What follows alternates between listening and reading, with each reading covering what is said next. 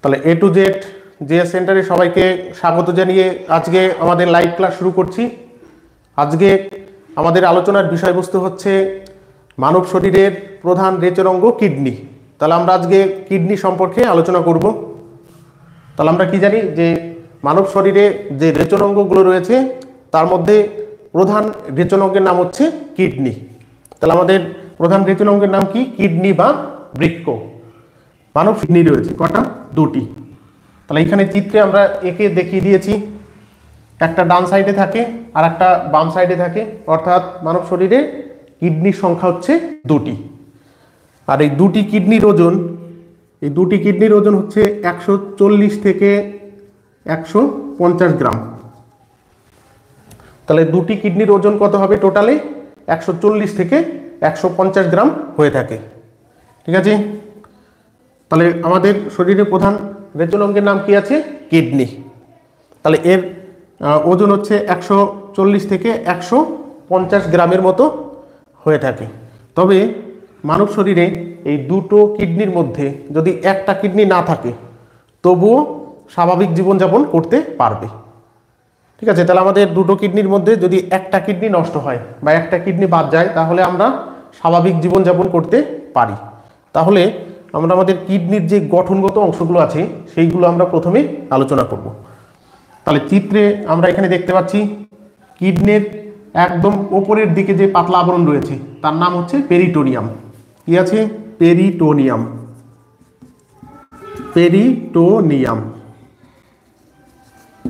তাহলে কিডনির সবার ওপরের পাতলা আবরণকে কি বলা হয়? পেরিটোনিয়াম ঝিল্লি। এবং কিডনির বাইরের যে মোটা আবরণ আছে তাকে বলা হয় কার্টেক্স।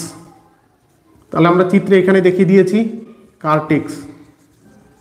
তাহলে কিডনির বাইরের পাতলা আবরণ হচ্ছে পেরিটোনিয়াম ঝিল্লি এবং কিডনির বাইরের দিকের যে মোটা আবরণ রয়েছে তাকে বলা হয় হচ্ছে তোমার কার্টেক্স। তাহলে আমরা এখানে দেখিয়েছি এই অংশটা হচ্ছে কার্টেক্স আর এইটা হচ্ছে পেরিটোনিয়াম ঝিল্লি। এবং কিডনির ভিতরের অংশে এই যে উঁচু উঁচু যে অংশগুলো রয়েছে অর্থাৎ মোটা আবরণ রয়েছে সেই মোটা আবরণকে বলা হচ্ছে মেডুলা। তাহলে আমরা এখানে কি দেখতে পাচ্ছি?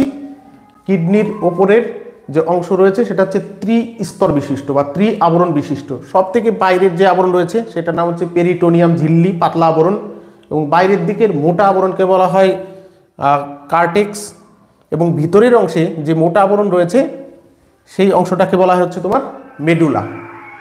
তাহলে এই হচ্ছে কিডনির বহির্ভাগের যে অংশ রয়েছে সেই অংশ। এছাড়া কিডনির দুটো নালিকা রয়েছে, একটা নাম হচ্ছে রেনাল আর্টিস বা রেনল ধমনী। আর্টিস মানে হচ্ছে ধমনী। আর একটা নাম হচ্ছে তোমার রেনল শিরা, রেনল ভেন্স। তাহলে আমরা এখানে চিত্রে দেখতে পাচ্ছি একটা হচ্ছে রেনল ধমনী আর একটা অংশ হচ্ছে তোমার রেনল শিরা বা রেনল আর্টিস। তাহলে এদের কি কাজ আছে? এই রেনলের কি কাজ আছে? যেই অংশটা বা যেই নালিকাটার নাম হচ্ছে রেনল শিরা, এই শিরার মাধ্যমে তোমার অপরিশ্রুত রক্ত আমাদের বডি থেকে কোথায় আসে? কিডনিতে আসে। তাহলে আমরা এখানে তীর চিহ্নের মাধ্যমে দেখিয়ে দিয়েছি রেনল শিরার মাধ্যমে দেহ থেকে অপরিশ্রুত রক্ত কিডনিতে প্রবেশ করে। আর রেনল ধমনী বা রেনল আর্টিস যেটা আছে তার মাধ্যমে পরিশ্রুত রক্ত কিডনি থেকে শরীরে ছড়িয়ে পড়ে। তাহলে আমরা এখানে তীর চিহ্নের মাধ্যমে এটাও দেখিয়ে দিয়েছি। তাহলে কিডনিতে কটা নালিকা থাকে? দুটো, একটা রেনল আর্টিস মানে রেনল ধমনী আর একটা হচ্ছে রেনল ভেন্স মানে রেনল শিরা। তাহলে রেনল শিরা অপরিশ্রুত রক্ত কিডনিতে আসে এবং রেনল ধমনী বা আর্টিসের মাধ্যমে পরিশ্রুত রক্ত আমাদের শরীরে ছড়িয়ে পড়ে। তাহলে নালিকা অংশ দেখা গেল। এছাড়া এই কিডনি বা বৃক্কের এই যে বসে যাওয়া যে অংশটা রয়েছে, এইদিকে ভিতরের দিকে বসে গেছে, এই অংশটা ভিতরের দিকে বসে গেছে। ওই বসে যাওয়া অংশটার নাম হচ্ছে হাইলাম। কি আছে? হাইলাম। তাহলে কিডনির বসে যাওয়া অংশের নাম কি আছে? হাইলাম। এর আগে রেলের পরীক্ষাতে কোশ্চেন এসেছে যে কিডনির কোন অংশে সব থেকে বেশি ইউরিয়া পাওয়া যায়, কোন অংশে সব থেকে বেশি ইউরিয়া রয়েছে। তাহলে কিডনির এই যে বসে যাওয়া অংশ তার নাম কি আছে? হাইলাম। আর এই হাইলাম অংশেই কিডনির সব থেকে বেশি পরিমাণে ইউরিয়া সঞ্চিত হয় বা ইউরিয়া থাকে, পাওয়া যায়। ঠিক আছে, তাহলে সব থেকে কোথায় ইউরিয়া থাকে? হাইলাম অংশে। আর হাইলাম কোনটা? এই কিডনির এই যে বসে গেছে সেই অংশটার নাম হচ্ছে হাইলাম। তাহলে আমরা কিডনির গঠনগত বাহ্যিক যে গঠনগত অংশ, সেই বাহ্যিক গঠনগত অংশ দেখলাম। এছাড়া কিডনি হচ্ছে তোমার অসংখ্য নেফ্রনের সমষ্টি, অর্থাৎ কিডনিকে বলা হয়, কিডনির গঠনগত একককে বলা হয় নেফ্রন। তাহলে কিডনির গঠনগত একক কি? নেফ্রন। তাহলে কেন বলা হয়েছে? কারণ অসংখ্য নেফ্রনের সমষ্টি হচ্ছে কিডনি, তাই কিডনির গঠনগত একক বলা হয় হচ্ছে নেফ্রনকে। তাহলে কাকে বলা হবে? নেফ্রন। তাহলে কিডনির গঠনগত একক কি? নেফ্রন। এবং কিডনির মধ্যে এইরকম প্রায় 10 থেকে 15 লক্ষ নেফ্রন থাকে। তাহলে কিডনিতে নেফ্রনের সংখ্যা কত আছে? 10 থেকে 15 লক্ষ। কিডনি কি দ্বারা গঠিত?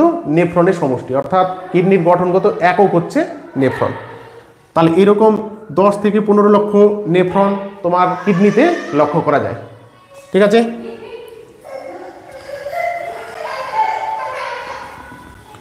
তাহলে 10 থেকে 15 লক্ষ নেফ্রন কোথায় রয়েছে? কিডনিতে রয়েছে। এই কারণে কিডনির অধ্যয়নকে, কিডনির যে অধ্যয়ন রয়েছে সেই কিডনির অধ্যয়নকে বলা হয় নেফ্রোলজি। কি বলা হয়? নেফ্রোলজি। তাহলে কিডনির অধ্যয়নকে কি বলা হয়? নেফ্রোলজি। তাহলে যারা কিডনির বিষয় নিয়ে পড়াশোনা করে বা ডাক্তার হয়, তাদের যে পড়াশোনা সেটাকে বলা হয় নেফ্রোলজি। এবং কিডনির নিয়ে পড়াশোনা করে ডাক্তার হওয়ার পরে তাদেরকে বলা হয় নেফ্রোলজিস্ট, অর্থাৎ নেফ্রন বিষয়ে বিশেষজ্ঞ ডাক্তারকে বলা হয় নেফ্রোলজিস্ট। এবং কিডনির অধ্যয়নকে বলা হয় নেফ্রোলজি। তাহলে নেফ্রোলজি হচ্ছে অধ্যয়ন আর নেফ্রোলজিস্ট হচ্ছে বিশেষজ্ঞ, মানে কিডনির ডাক্তার। তাহলে আমরা কোনো জায়গায় যদি ডাক্তার দেখাতে যাই কিডনি বিষয়ক, তাহলে সেইখানে সাইনবোর্ডে লেখা থাকবে নেফ্রোলজিস্ট। ঠিক আছে, কিডনি কোথাও উল্লেখ থাকবে না, নেফ্রোলজিস্ট লেখা থাকে। তাহলে আমরা নেফ্রোলজিস্ট দেখলেই ভাববো যে কিডনির চিকিৎসা হয় সেখানে। তাহলে নেফ্রোলজিস্ট, তাহলে আমরা এখানে কিডনির মধ্যে যে 10 থেকে 15 লক্ষ নেফ্রন আছে, সেই নেফ্রন আমরা এখানে একটা চিত্র এঁকেছি। তাহলে সেই নেফ্রনের কি কাজ আছে সেইগুলো আমাদের এখানে পড়তে হবে। কি আঁকা আছে? চিত্র আঁকা আছে। তাহলে নেফ্রনের শেষ প্রান্তে যে গোলাকার অংশটা রয়েছে আমরা এখানে দেখতে পাচ্ছি, শেষ প্রান্তে যে গোলাকার অংশ, সেই গোলাকার অংশের নাম হচ্ছে তোমার বোমেন ক্যাপসুল। কি আছে? Women capsule. ক্লাস 9-10 আমরা এগুলো পড়েছি। তাহলে কি নেফ্রনের মাথার গোলাকার অংশের নাম কি আছে? Women capsule. এবং এই বোমেন ক্যাপসুলের মধ্যে যে জড়ানো পেঁচানো অংশ রয়েছে তাকে কি বলা হয়? গ্লোমেরুলাস। তাকে বলা হচ্ছে গ্লোমেরুলাস। তাহলে নেফ্রনের মধ্যে তোমার 3টে পদ্ধতি সংঘটিত হয় যার মাধ্যমে রক্ত পরিশ্রুত হয়ে থাকে। তাহলে কি বললাম? এই যে নেফ্রন রয়েছে, এই নেফ্রনের মধ্যে 3টে পদ্ধতি সংঘটিত হয় বা 3টে চক্র সংঘটিত হয়। আর এই 3টে চক্রের মাধ্যমেই আমাদের অপরিশ্রুত রক্ত পরিশ্রুত হয়ে থাকে। তাহলে আমরা দেখব যে সেই 3টে চক্র কি আছে বা পদ্ধতি কি আছে। তাহলে প্রথম যে পদ্ধতিটা আছে সেটার নাম হচ্ছে আলট্রা ফিল্ট্রেশন। বাংলায় লিখছি আলট্রা ফিল্ট্রেশন। তাহলে প্রথম যে চক্র বা পদ্ধতিটা নেফ্রনের মধ্যে চলে, যেটা রক্তকে পরিশ্রুত করে, সেই পদ্ধতির নাম হচ্ছে তোমার আলট্রা ফিল্ট্রেশন। তাহলে কি পদ্ধতি? আলট্রা ফিল্ট্রেশন পদ্ধতি। তাহলে আলট্রা ফিল্ট্রেশন কোথায় ঘটে? এই বোমেন ক্যাপসুলের মধ্যে যে জড়ানো অংশ রয়েছে তাকে কি বলা হয়? গ্লোমেরুলাস বলা হয়। আর এই গ্লোমেরুলাস অংশেই এই আলট্রা ফিল্ট্রেশন পদ্ধতিটা সংগঠিত হয়। তাহলে আলট্রা ফিল্ট্রেশনের মাধ্যমে কি ঘটনা ঘটে? আলট্রা ফিল্ট্রেশনের মাধ্যমে রক্তের যে আমরা এর আগের ক্লাসে পড়েছি, রক্তের 2টো উপাদান, একটা হচ্ছে কণিকা আর একটা হচ্ছে প্লাজমা। তাহলে প্লাজমা বাদে, মানে প্লাজমা মানে তরল অংশ, তাহলে রক্তের তরল অংশ বা প্লাজমা বাদে বাকি যে কণিকা অংশগুলো রয়েছে তার সব ফিল্টার কোথায় হয়? এই গ্লোমেরুলাসের মধ্যে। তাহলে রক্তের প্রথম যে ফিল্টার হয় সেটা কোথায়? বোমেন ক্যাপসুলের মধ্যে যে গ্লোমেরুলাস আছে সেই গ্লোমেরুলাসের মধ্যে। তাহলে ফিল্টারটা কিভাবে হয়, রক্তের যে কঠিন অংশ রয়েছে সেই কঠিন অংশকে ছেঁকা হয়। তাহলে কি বাদে, রক্তের প্লাজমা বাদে। তাহলে প্লাজমা বাদে কঠিন অংশগুলো অর্থাৎ কণিকাগুলো সব ছেঁকে কোথায়, গ্লোমেরুলাসের মধ্যে। আমরা যেরকম ছাঁকনি দিয়ে চা বা অন্য কিছু ছেঁকি, বড় বড় অংশগুলোকে থেকে যায় এবং যেটা পাতলা সেটা নিচে পড়ে যায়, ঠিক সেম পদ্ধতি হচ্ছে তোমার এই গ্লোমেরুলাসের মধ্যে ঘটে, সেটার নাম হচ্ছে আলট্রা ফিল্ট্রেশন। তাহলে এইখানে রক্তের মধ্যে যে কণিকা অংশগুলো আছে সেই কণিকা অংশগুলো ছেঁকে যায় এবং প্লাজমা অংশটা বেরিয়ে যায়, ঠিক আছে। আর এই পদ্ধতিকে কি বলা হয়, আলট্রা ফিল্ট্রেশন। তাহলে রক্তের প্রথম ফিল্ট্রেশন হয় কোথায়, গ্লোমেরুলাসের মধ্যে। তাহলে এটা হচ্ছে তোমার আলট্রা ফিল্ট্রেশন গেল। এরপরে 2 নম্বর হচ্ছে রিঅবজারভেশন, মানে হচ্ছে পুনঃশোষণ। রিঅবজারভেশন, রিঅবজারভেশন, PTION, রিঅবজারভেশন বাংলা হচ্ছে যেটার নাম হচ্ছে পুনঃশোষণ। তাহলে পুনঃশোষণ নেফ্রনের কোথায় সংঘটিত হবে, তাহলে গ্লোমেরুলাস বা বোমেন ক্যাপসুল অংশে হয়েছে আলট্রাফিল্ট্রেশন। আর রিঅবজারভেশন হয় হচ্ছে তোমার এই যে নালিকা অংশ রয়েছে নেফ্রনের, সেই নালিকা অংশের মধ্যে। তাহলে নেফ্রনের নালিকা অংশের মধ্যে পুনরায় আবার শোষণ ঘটে, সেটাকে বলা হয় রিঅবজারভেশন, মানে পুনঃশোষণ। তাহলে প্রথমে একবার কোথায় শোষণ ঘটেছে, গ্লোমেরুলাসের মধ্যে। দ্বিতীয়বার কোথায় শোষণ ঘটবে, নেফ্রনের নালিকা অংশে।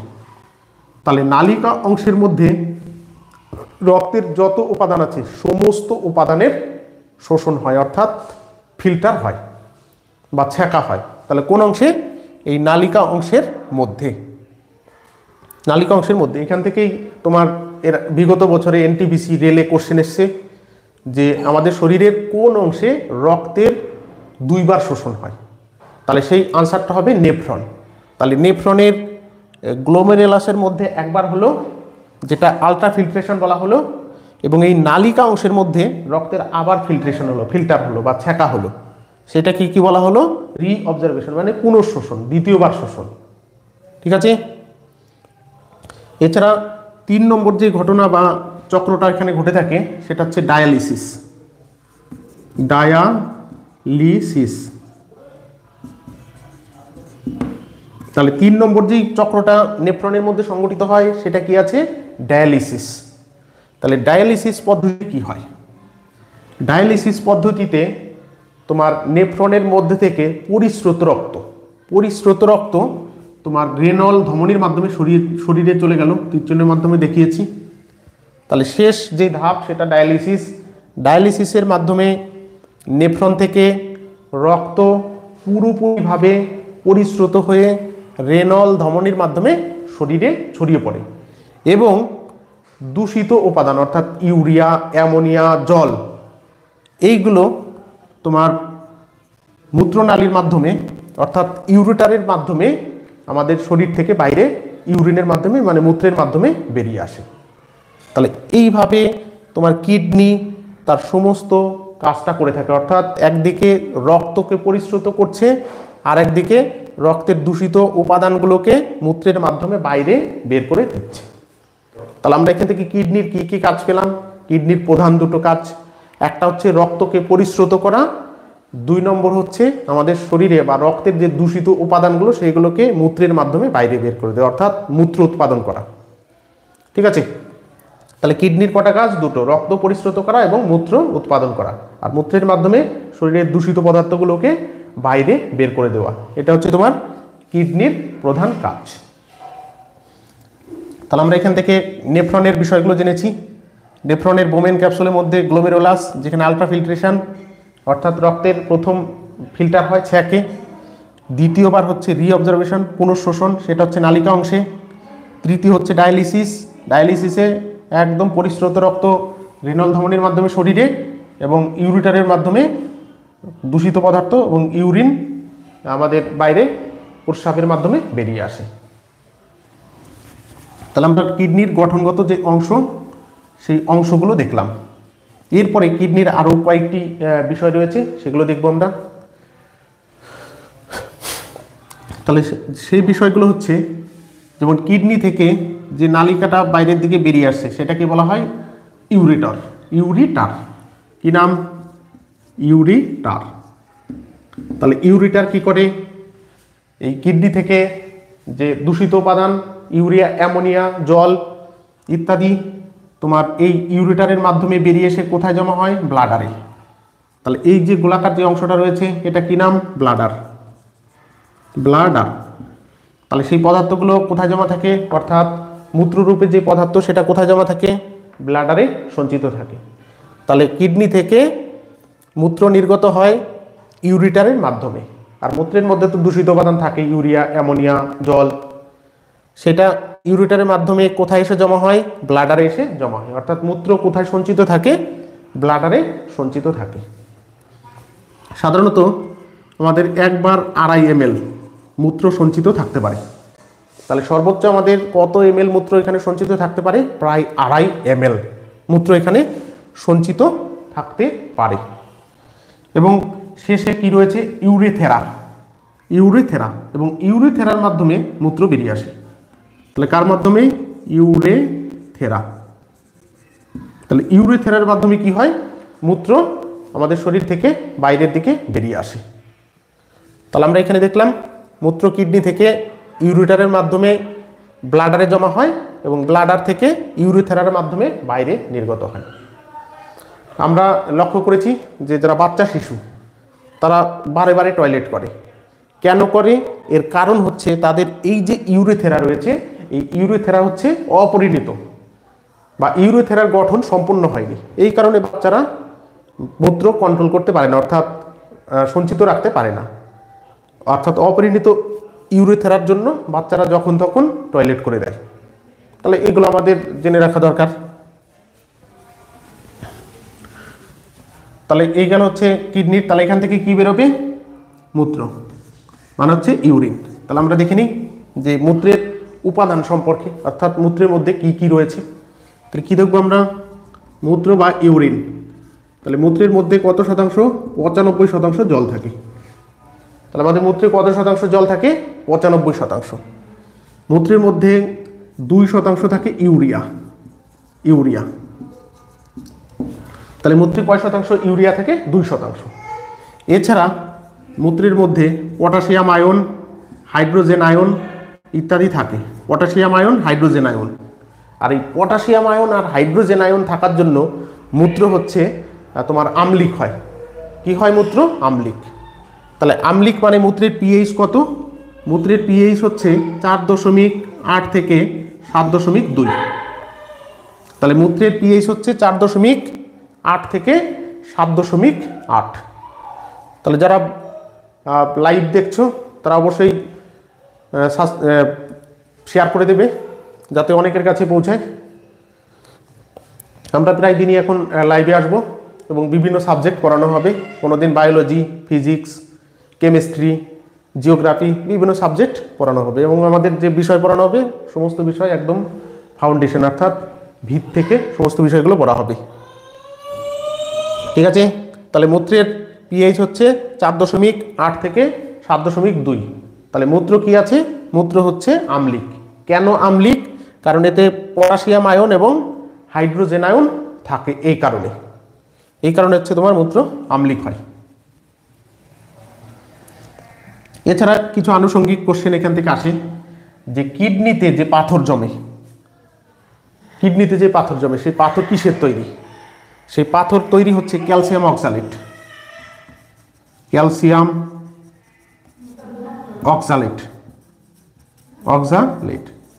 তাহলে কিডনির যে পাথর জমে সেই পাথর কিসের তৈরি আছে? Calcium oxalate.